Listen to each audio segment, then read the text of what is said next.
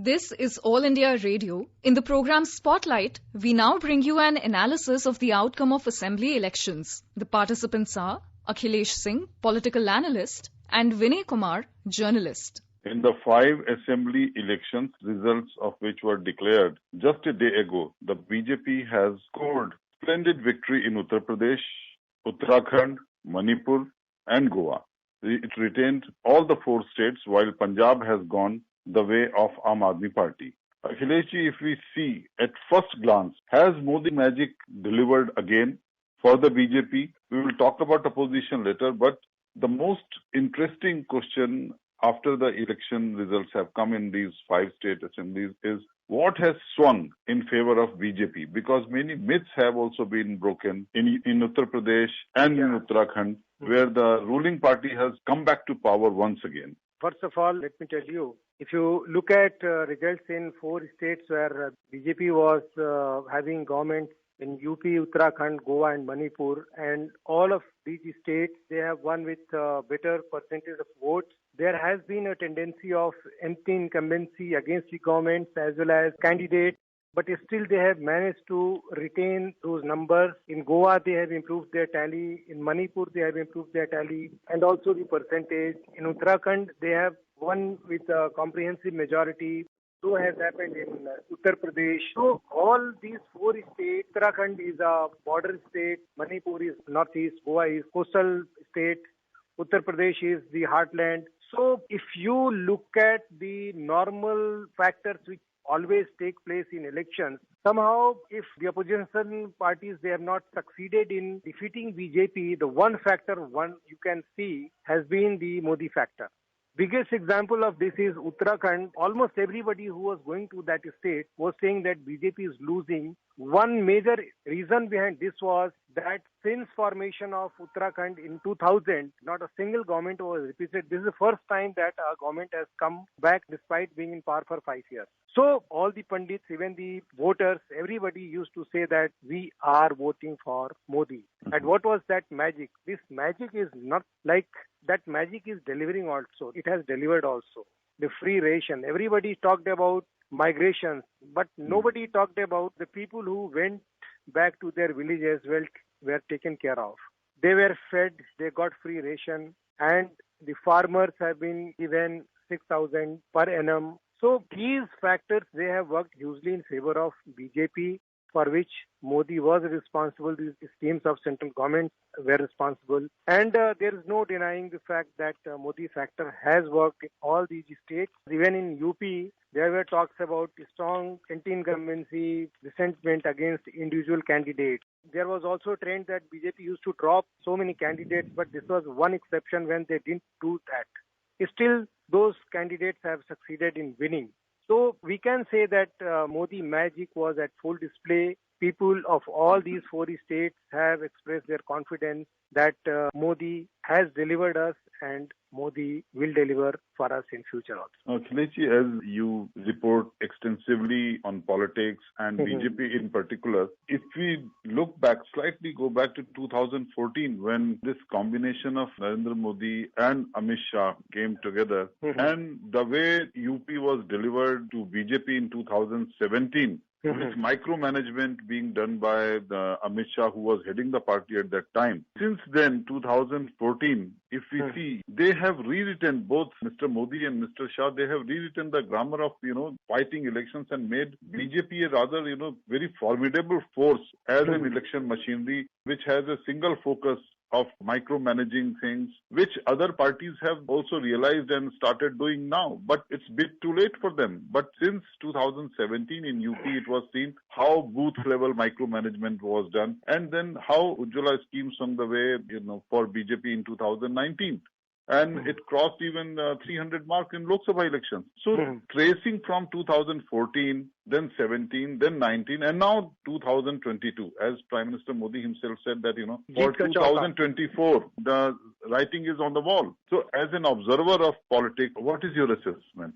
See, yesterday when Prime Minister came to BJP's office, the headquarters, and he delivered his victory speech. He said that our party Karyakartas, they had promised us that we are going to celebrate Holi in advance on 10th of March, and now they have fulfilled their promise. The party has succeeded in striking a Jeet Ka Chauka. The four elections you spoke about, 14, 17, 19 and now 22. BJP has succeeded in winning all these elections, and it could happen only because of this micromanagement which you talked about. See, this party has been there for such a long time, for more than 3 decades. Still, they used to struggle. What was the radical change which was brought by this leadership is the micromanagement. And what is the spirit of that micromanagement? What is central to this micromanagement has to be understood. We as political observers, as reporters, we have realized that this is first time that the slogan of Antyodaya, which was envisaged by Pandit Deen Dayal Upadhyaya, that Antyodaya has been the guiding force for this leadership. They have tried to reach out to the last person in the row. They have tried to remotest places of this country, the people who are the most deprived. They have tried to empower them. Who are those most deprived? Women.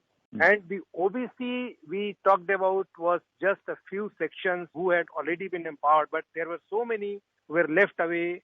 Nobody was talking about them. The Dalit community. So this is first time that the political empowerment as well as social empowerment is happening at grassroots level, which has happened only because of very intensive hard work of years and months involving their party cadres as well as also the common man who are associated with the ground level. So it has been a very long exercise they have carried out, and after completing their entire homework, they did this micromanagement of finalizing candidates, giving tickets, and even planning and this welfare schemes. So could happen in just a few days or a few months. It was a very long, intensive, extensive exercise. And now other political parties, they have also realized, and which is very good for democracy. This is, I tell you, in democratic setup, no party or no individual is everlasting. They are going to rule forever.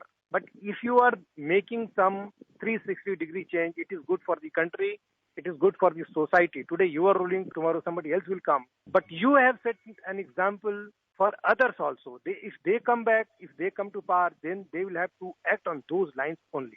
There was a lot of hopes and expectations built around Samajwadi Party and Rashtriya Lok Dal's two young leaders, Akhilesh Yadav, a former chief minister, as well as Jayant Chaudhary, son of Chaudhary Ajit Singh. And everyone was saying that there is no pro-incumbency, but this result has shown that although with reduced numbers, but BJP winning more than 270 seats, just short of 300 out of 403 seats in Uttar Pradesh. So the next question comes to mind that, what went wrong with Samajwadi Party and RLD? It's a very good question, and even we have been writing on these lines also. This result of Uttar Pradesh and the way Samajwadi Party and their allies have performed, one thing is clear that the politics of perception, there is no space for that now. It is only politics of performance which is going to prevail. If you think that you have been a dynast, you have been privileged coming from family, the pedigree, it is not going to matter. You have to deliver, you have to perform at the grassroots level. There are so many changes in this age of transparency when you have so many mediums of information reaching to almost everybody of this country. Then politics of perception is not going to deliver for you. Now you have to perform. And so they were expecting that there is anti-incumbency and we are going to capitalize on that. But on the contrary, normally there has been kind of a trend that parties fight against their own anti-incumbency. On the contrary, BJP leaders, they have been projecting their performance, their delivery system, and they say that we are not contesting on against anti-incumbency, rather we are contesting for pro-incumbency.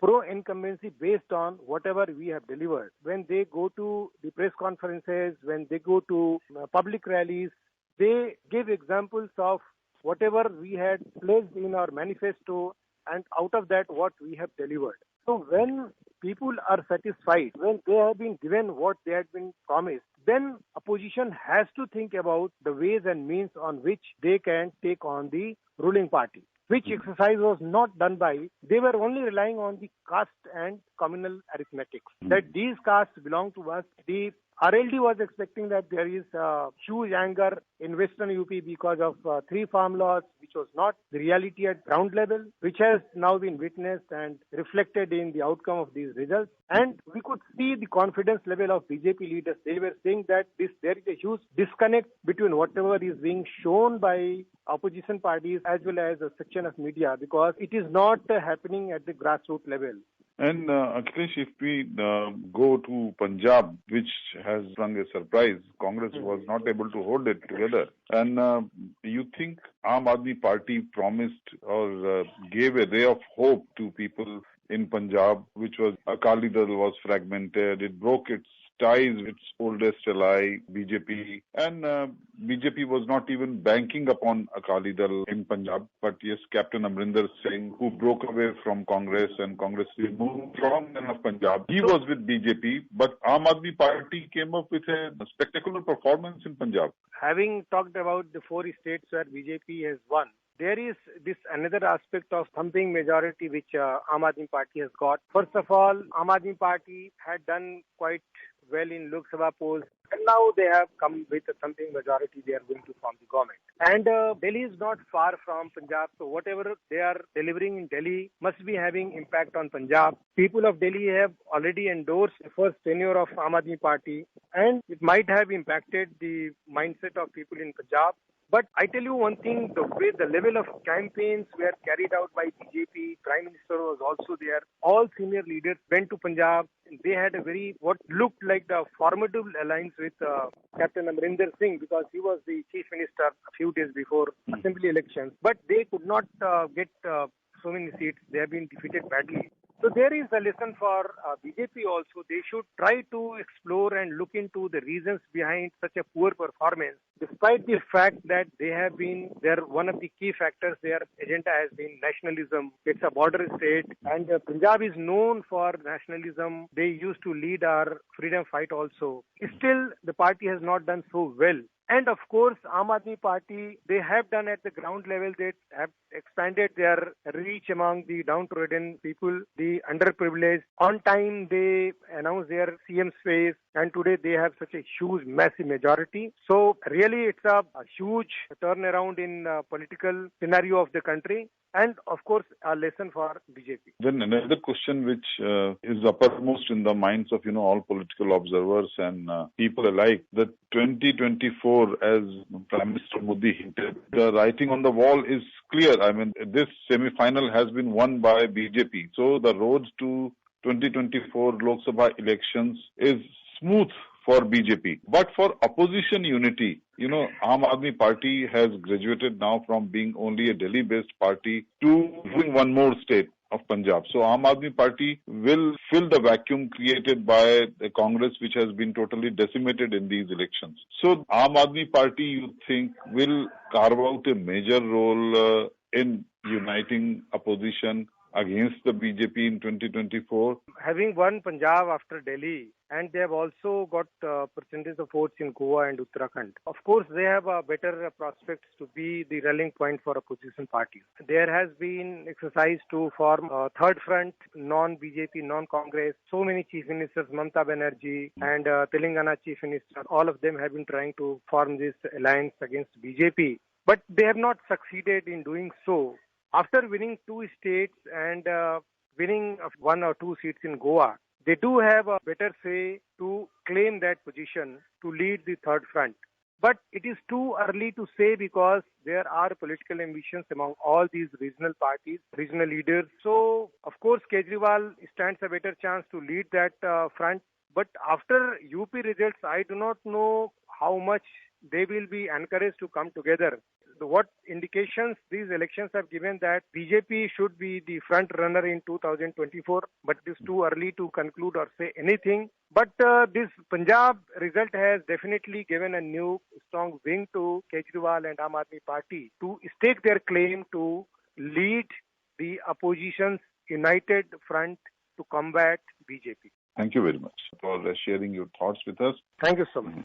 You were listening to an analysis of the outcome of assembly elections. The participants were Akhilesh Singh, political analyst, and Vinay Kumar, journalist. This program was produced and presented by the News Services Division of All India Radio. You can listen to it on our mobile app, News on AIR. This program is also available on our YouTube channel, News on AIR Official.